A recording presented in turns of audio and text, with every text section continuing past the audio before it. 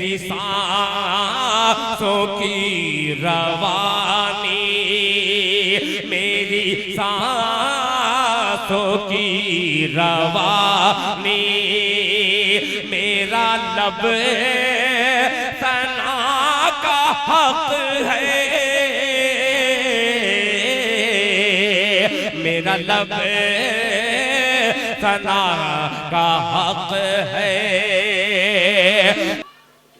अब मैं निहायत अदब से गुजारिश कर रहा हूँ जनाब कारी इम्तियाज अहमद साहब प्रतापगढ़ी दामद बरकातुहुल आलिया नाजिम व मुहतमिम मदरसा आलिया इरफानिया से कि वो तशरीफ़ लाएँ और कुछ नसीहत फरमा दें, अपने ख्यालात का इज़हार फरमा दें।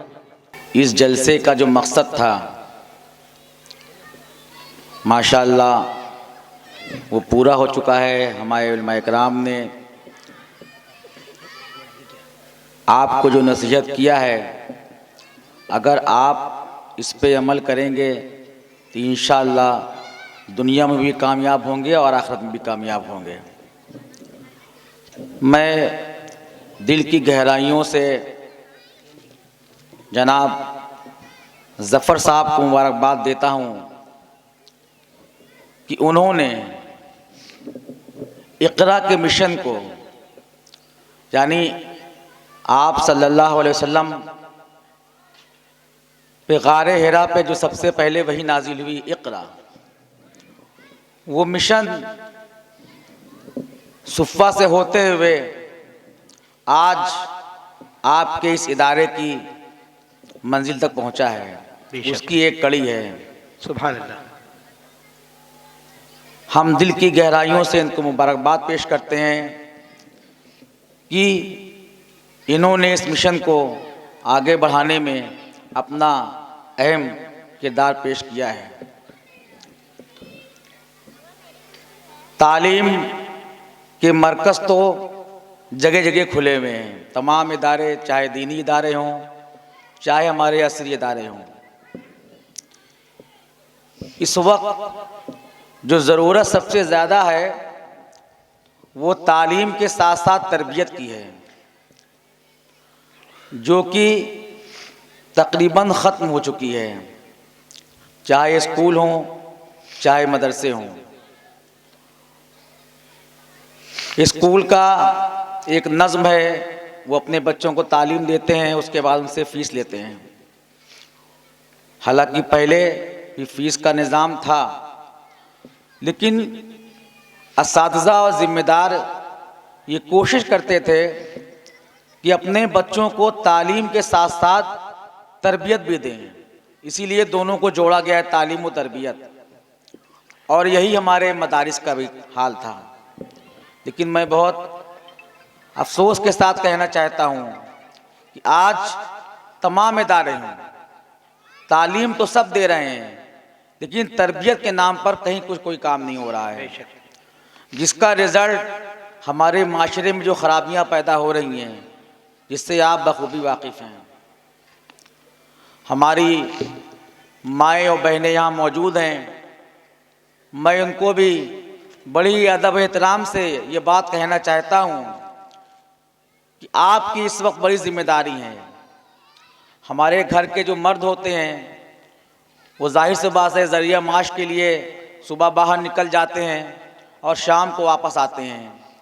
इस वक्त जो हालात हैं, ख़ासकर social media, mobile, WhatsApp, Facebook, तमाम चीज़ें आप सब देख रही हैं। बच्चों के हाथ में मोबाइल आ गया है, उससे वो जुड़े हुए हैं, हर वक्त मोबाइल देख रहे हैं। इस वक्त माएँ अगर अपनी जिम्मेदारी नहीं निभाएंगी तो माशरा पूरा बिगड़ जाएगा। और हम लोग, जो हमारी नस्ल है, ये समझ लीजिए एक दीवार पे समझ लीजिए खड़ी हुई, एक ये दायरा है, एक ये लकीर खींची हुई है।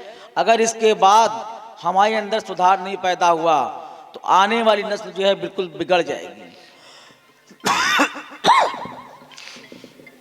तो अल्लाह का शुक्र है कि हमारे दीनी मदारिस जो दीन का काम कर रहे हैं, कुरान का पैगाम आम कर रहे हैं, वरना अगर ये मदारिस ना होते तो अब तक हमारा माशरा बिल्कुल बिगड़ गया होता। हमारी माएँ, हमारी बहनें इनकी कोख से तहजीबों ने जन्म लिया है, लिहाजा इनकी इस वक्त बहुत जिम्मेदारी है। इस वक्त अगर अपनी जिम्मेदारी को बखूबी अंजाम देंगी तो इन खराबियों से हम बच सकते हैं। हमारी बहनें, आप देखिए, हम रोज़ न्यूज़ सुनते रहते हैं, आप लोग भी इससे खूब वाकिफ़ होंगे, तमाम कि हमारी जवान लड़कियां जो है यूनिवर्सिटीज़ में, कॉलेज में जाके पढ़ रही हैं और घर से तो नकाब में और हिजाब में जाती हैं और वहाँ जाके गेट पे ही कॉलेज के, यूनिवर्सिटी के अपने हिजाब को, अपने बुरक़े को जो है वो पर्स में और अपने बैग में रख लेती हैं और वहाँ बेपर्दा हो जाती हैं और गैर मुस्लिम लड़कों से दोस्ती। और फिर उसके बाद आप खुद देख रहे हैं, कहने की ज़रूरत नहीं है, ये माशरा इतना ख़राब हो गया है। अल्लाह हम सब की हिफाजत फरमाए और आप सब की हिफाजत फरमाए। आप लोग इस पर ख़ास गौर करिए कि आप अपने बच्चों को, ठीक है मोबाइल, क्योंकि ऑनलाइन अब पढ़ाई हो रही है, स्कूल में एक नज़्म है, वहाँ निज़ाम चल रहा है, लेकिन आप नज़र ज़रूर रखिए अपने बच्चों पे, अपनी लड़कियों पे, अपने लड़कों पे कि वो मोबाइल का इस्तेमाल किस तरह से कर रहे हैं, कहीं उसका गलत इस्तेमाल तो नहीं कर रहे हैं। ठीक है, मोबाइल में अच्छी चीज़ें भी हैं और बुरी चीज़ भी हैं।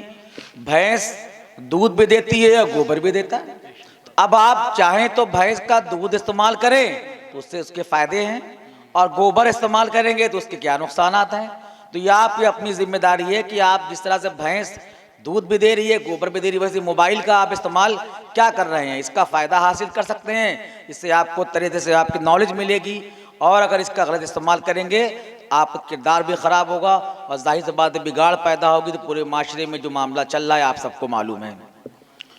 लिहाजा मैं पूरी उम्मीद करता हूँ और मुझे बल्कि उम्मीद भी है, ये इदारा भी तालीम के साथ साथ तरबियत में भी अपना अहम किरदार अदा करेगा। और साथ साथ आप लोगों से मेरी, जो यहाँ के सुनने वाले लोग हैं, जो यहाँ बैठे हैं या जिनके बच्चे यहाँ पढ़ते हैं, तालीम हासिल कर रहे हैं, किस इदारे को यहाँ जो कायम किया गया है, ज़फ़र साहब ने कायम किया है, आप लोग उनका हाथ बटाइए। इस वक्त तालीम की बहुत ज़रूरत है, चाहे इल्म दीन हो और चाहे असली तालीम हो। और माशाअल्लाह ये जो है दोनों चीज़ों से जो है आपके बच्चों को आगे ले जा रहे हैं, जो कि आपके बच्चों को मुस्तक़बिल में जो है एक नई मंजिल की तरफ ले जाएंगे। आप लोग, अब पता नहीं यहाँ के फ़ीस का नज़्म है कि नहीं है, फ़ीस नहीं लेते आप, 100 रुपये फ़ीस ले रहे हैं। देखिए ये भी कितनी अच्छी बात है कि आपके बच्चों को दीनी तालीम भी मिल रही है एक ही जगह पे, एक ही छत के नीचे, और दुनियावी तालीम भी हासिल कर रहे हैं बच्चे आपके, और फ़ीस सिर्फ 100 रुपया है। अब आपकी ज़िम्मेदारी है कि हम, क्योंकि हम खुद एक इदारा चला रहे हैं, मदरसे में तो हालांकि ये फ़ीस का नज़्म नहीं है, मेरा एक स्कूल भी है अंधे के चौकी पर, मैं मॉडल के नाम से माशाल्लाह वहाँ करीब 700-800 बच्चे, लड़कियाँ और लड़के पढ़ रहे हैं, इंटर तक कॉलेज है और वहाँ फ़ीस का नज़्म है। और अल्लाह का शुक्र है कि हमने भी वहाँ अपने बच्चों को तालीम के साथ साथ तरबियत पे ख़ास ख्याल रखा है। हमारे लड़कियाँ जितनी भी हैं इंटर तक की आती हैं, सब हिजाब में आती हैं और अपने क्लास में बाकायदा हिजाब में बैठती हैं।